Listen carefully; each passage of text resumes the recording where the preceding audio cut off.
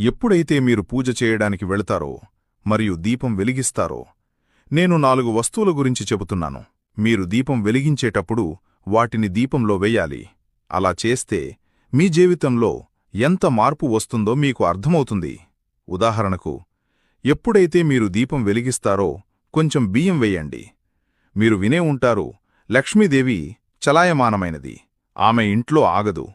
కాని మీరు దీపంలో బియ్యం వేసి దీపం వెలిగిస్తే దేవీదేవతలు మీమీద చాలా సంతోషిస్తారు మరియు దేవీదేవతలు మీ ఇంట్లో స్థిరమైన నివాసం ఏర్పరచడం ప్రారంభిస్తారు.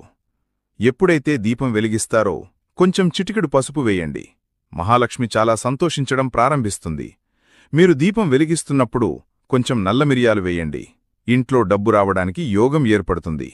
డబ్బు కొరత, బీదరికం, డబ్బు ఎలా సమకూరుతుందో అర్థం కాని పరిస్థితి ఉంటే అన్నీ సరిదిద్దుకోవడం ప్రారంభమవుతుంది.